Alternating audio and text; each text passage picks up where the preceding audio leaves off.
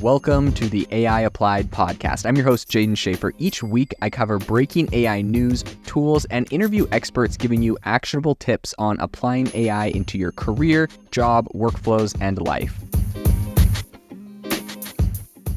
Make sure that you go to aibox.ai, link in the show notes, to join the waitlist for our new AI platform. We're going to be launching an incredible platform that allows you to build anything you want with workflows in AI. So you're able to chain together ChatGPT and image generators and audio generators to make really powerful apps for your organization, or you can host them on our marketplace and actually generate royalties from them. So make sure to go to aibox.ai and join the waitlist. In addition, if you like the podcast, if you could do me a massive favor and please leave us a review on Apple or Spotify or wherever you listen to your podcast. This helps me be able to get better guests on here as they check the reviews to see how you guys are liking it. So if you could please do that, I would really, really appreciate it. Today on the podcast, I want to talk about a very interesting new AI company that is specifically in the railway industry and talk about how AI, I believe, will affect railways and the rail industry in a way that you probably haven't thought of before. So without any further ado, let's dive into it. So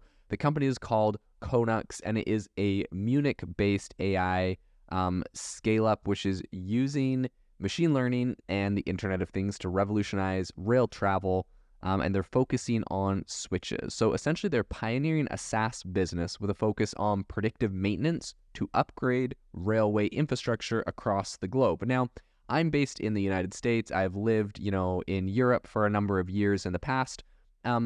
And I was raised in Canada, so I have, a couple perspectives on a couple different areas. And I will say, in Canada and the United States, where I've lived a lot more spread out, rail is not a very big part of how we commute. But in Europe, rail is a massive factor of how we commute. And of course, growing up in Canada, we'd go on these really long road trips out into the middle of Canada, where there's very little all around you, and there's always railways shipping things. So it's a factor, but it wasn't ever something that was very widely used for transporting people. But in Europe, this is a very popular means of transportation. It's a fairly clean and efficient way to transport people, especially with high density areas like Europe.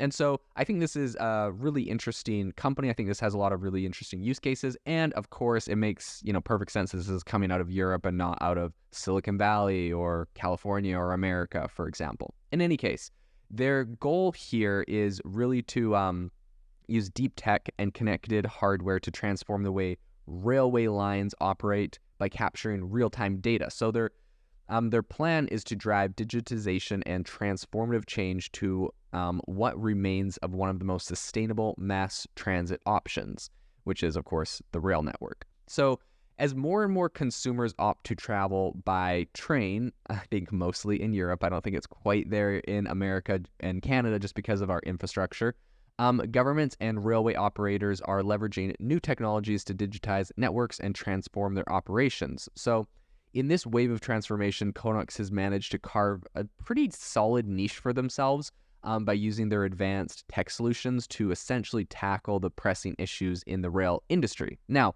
like I said, this is really awesome, really powerful for Europe, less relevant or less used perhaps in the United States, although it would be interesting to see what that would look like if that expanded. I have recently seen some tweets from people here in the US saying, instead of taking a plane or instead of driving a car, they took a train, and it took 4 times as long. And I don't know, some people say it takes even longer than that. So it's just not quite there in the US, but I think this is really powerful in Europe. I've lived in, France and Belgium for a couple years, and we took trains everywhere. It was a great way to get around. So Konux's CEO is Adam Bonfield, and he points out that what makes their AI business stand out is essentially their unique approach to problem solving. So unlike a lot of different AI startups that focus on purely digital problems, Konux takes on the challenges of making sense of real-world data, capturing and analyzing it, and fitting it within the framework of the customer's business needs. So they have managed essentially to gain real-time visibility into daily loads and stresses that railway lines endure. So they do this by measuring, this is super interesting, but they're actually doing this by measuring vibrations through the tracks to identify anomalies that might signify incoming failures. And the data, once captured and analyzed, helps predict the state of the infrastructure over the next few months with an accuracy of around 90%, according to their CEO. So I think this is actually a really powerful technology.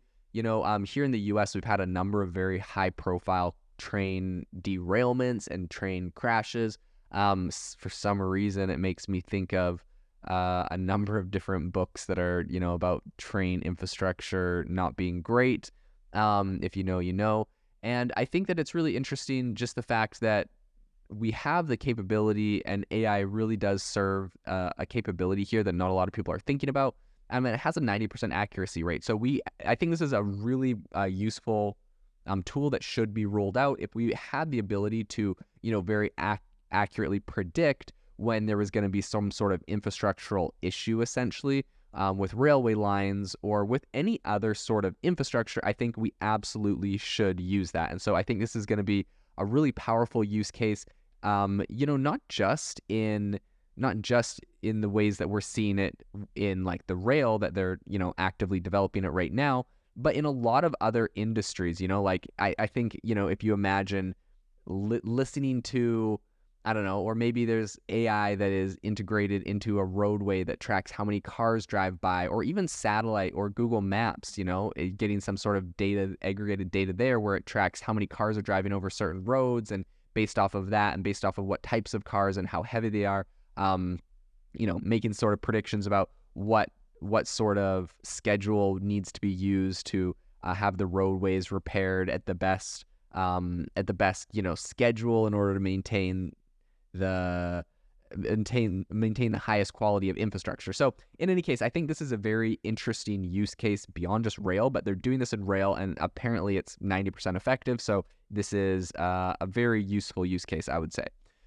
Right now, their customers are mostly railway operators, so they receive maintenance insights throughout a fairly user-friendly software that they've developed that just helps to manage their infrastructure efficiently. The application they've created is an AI translates essentially to fewer delays and reduces downtime for the passengers. And so, that's kind of what they're selling to these railway operators. So they're saying, this isn't just a new schedule or a way to know when something needs to be fixed, but if we can preemptively give you the data so when things need to be repaired or fixed, you actually have less downtime, so it's actually saving you money. And I think that any business model where they can prove that they're going to save the company money and specifically show how it affects their bottom line, of course, the safety aspect of it, I think, is incredibly important. But beyond that, if they can say, look, it's going to make you more safe, and also you literally will save more money, I think this is a no-brainer for someone like a railway operator to kind of implement some of this technology. So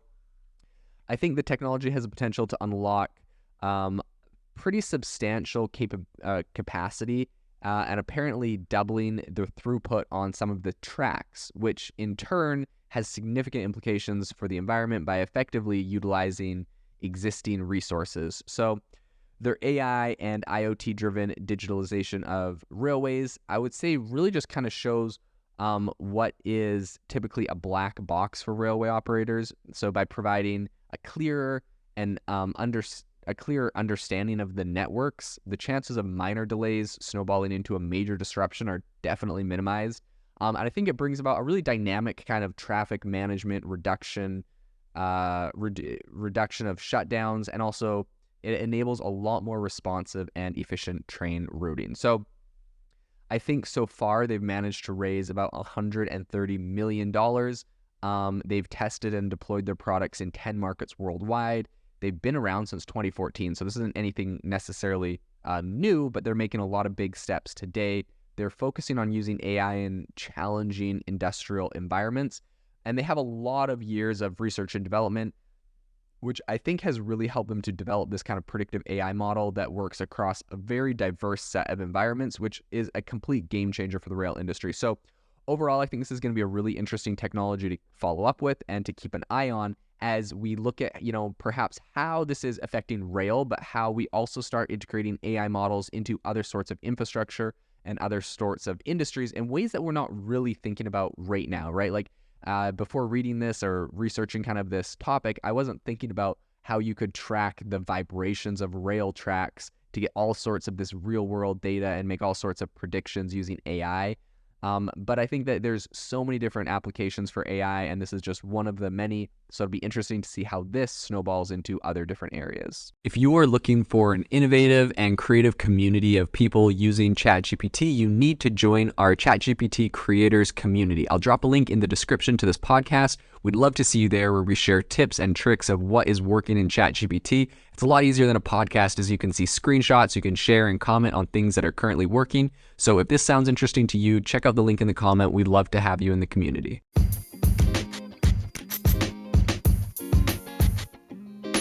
Thank you for tuning in to the AI Applied podcast. Make sure to rate this wherever you listen to your podcasts, and have a fantastic rest of your day.